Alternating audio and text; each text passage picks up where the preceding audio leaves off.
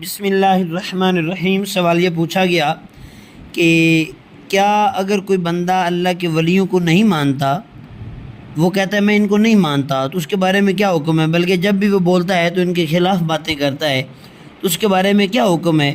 تو حدیث طیبہ ہے، حضرت ابو ہریرہ رضی اللہ تعالیٰ عنہ حدیث پاک کے راوی ہیں کہ کریم آقا صلی اللہ تعالیٰ علیہ وآلہ وسلم نے ارشاد فرمایا، قال اللہ تبارک و تعالی من عاد لی ولیا فقد آذنتہ بالحرب۔ کریم آقا فرماتے ہیں اللہ تبارک و تعالیٰ کا فرمان ذیشان ہے کہ جو میرے کسی ولی سے عداوت رکھے گا تو اللہ تبارک و تعالیٰ اس کے ساتھ جنگ کا اعلان فرما رہا ہے۔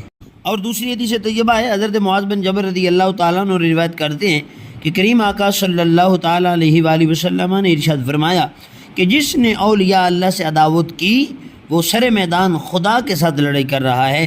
تو ان احادیث طیبہ سے یہ بات واضح ہو رہی ہے کہ اللہ کے ولیوں کے ساتھ پیار کرنا یہ مومن کی نشانی ہے، اور ان کے ساتھ جو عداوت رکھتا ہے، ان کے خلاف جو بولتا ہے، تو وہ گویا کہ اللہ رب العزت کے ساتھ جنگ کر رہا ہے۔